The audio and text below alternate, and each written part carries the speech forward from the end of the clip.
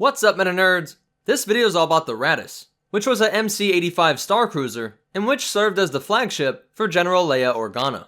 It was manufactured by Corellian Engineering Corporation in concert with the Mon Calamari shipyards. Originally, it was known as the Dawn of Tranquility and was one of the last ships built for the New Republic before the signing of the Military Disarmament Act. Leia wanted to pursue a threat that she knew was growing in power, hiding out in the unknown regions, and with the New Republic shrinking the size of their military, Leia's organization, the Resistance, made sure that these decommissioned ships fell into their hands.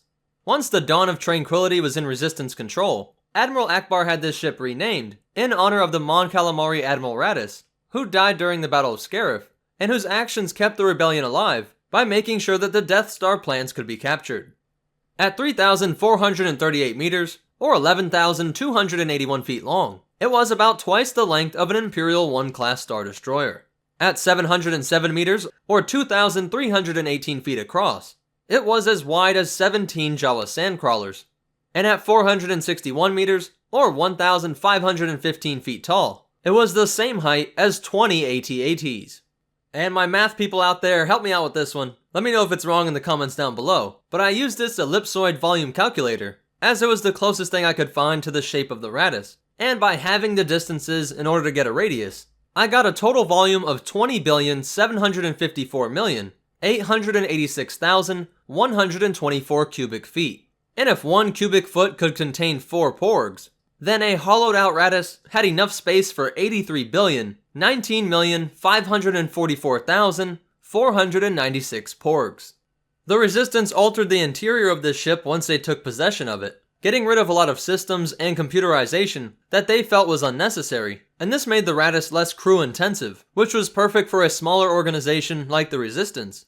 And so it could run with a minimum crew of 1,139, much less than the 37,000 crew which were on board an Imperial 1 class Star Destroyer, a figure that doesn't include the complement of stormtroopers. But to be completely fair, the minimum crew of the Home 1 was only 1,230, a number that isn't too far off from the Raddus. Another comparison we can make to the Home 1 is the armament of this ship. The Raddus has 18 heavy turbo lasers, 18 heavy ion cannons, 12 point defense laser cannons, and 6 heavy concussion missile launchers. Whereas the Home 1 had 36 turbo laser cannons, 36 ion cannons, and 6 tractor beam projectors. So a greater number of weapons, but they weren't heavy turbo lasers or heavy ion cannons, and we don't see the point defense laser cannons or the heavy concussion missile launchers. But let's go ahead and take a look inside of this ship to see where everything was and how it all worked. Let's start off at the very front of this ship and work our way towards the back.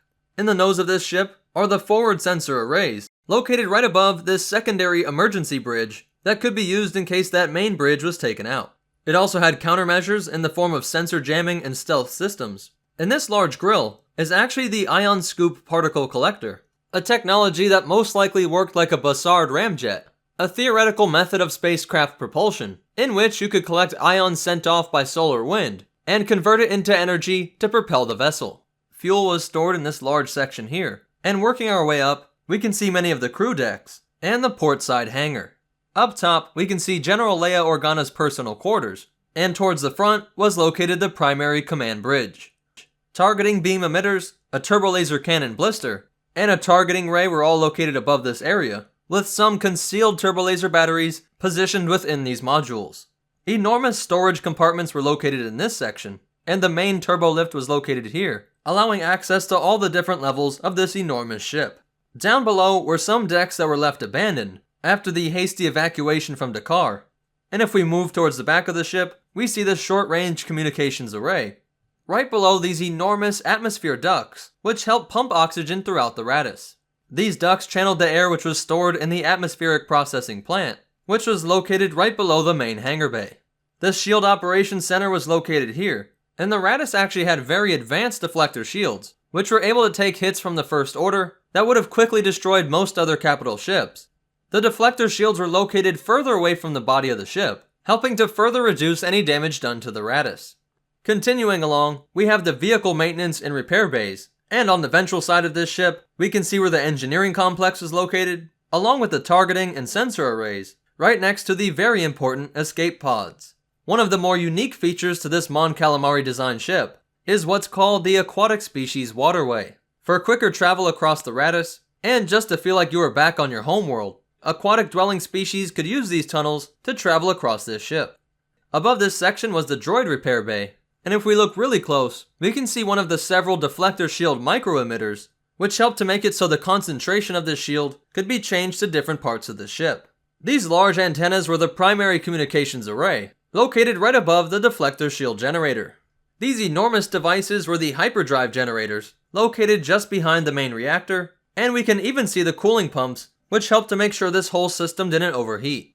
The fuel stored up front, along with the ions that were collected, were all propelled through this ion injector manifold, which would then propel the ions through these thrusters, of which there was one main ion engine, 6 secondary ion engines, and 4 tertiary ion engines, which were all controlled by a complicated matrix, making it more efficient by adjusting the amounts of ions delivered to each engine, a process that also made this ship more maneuverable. But that's it for the Raddus, and we don't have any cool facts or behind the scenes stuff, but I do want to leave you guys with something to think about. And at the end of the day, the real answer is that the hyperdrive kamikaze thing was just to make it look cool on screen. But if you watched our video on the Supremacy, then you know that it was the only ship in Star Wars history to use this hyperdrive tracking equipment, which placed its calculating computers inside of hyperspace by creating a localized hyperdrive bubble over the equipment. And so I know that one of the biggest critiques of that scene is that if you could just hyperdrive kamikaze into bigger ships, then why didn't we see this done more often? And like I said, the real answer is that they thought it would look cool, but I could see an argument for it not breaking lore by saying that the only ship in the history of Star Wars to be the victim of a hyperdrive kamikaze was also the only ship in Star Wars to have a part of that ship actually inside of hyperspace.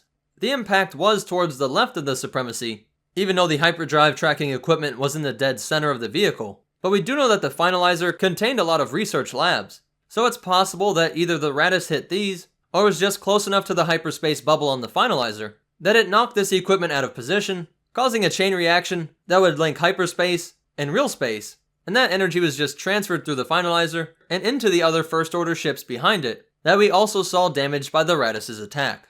Not saying that I'm fully behind this theory, or that the scene made sense as a whole, but I thought it might be a good conversation starter, and I look forward to seeing your comments down below. But that's it for the Raddus. If you liked it, go ahead and hit that like button, and if you want to check out our social media, or ways that you can help support this channel, be sure to check out the description down below. If you want to see more, be sure to hit that subscribe button, and hit the bell icon so that you get notifications. But more important than all that, remember, maybe we'll get a ship called the Akbar in number 9, and the Force will be with you, always.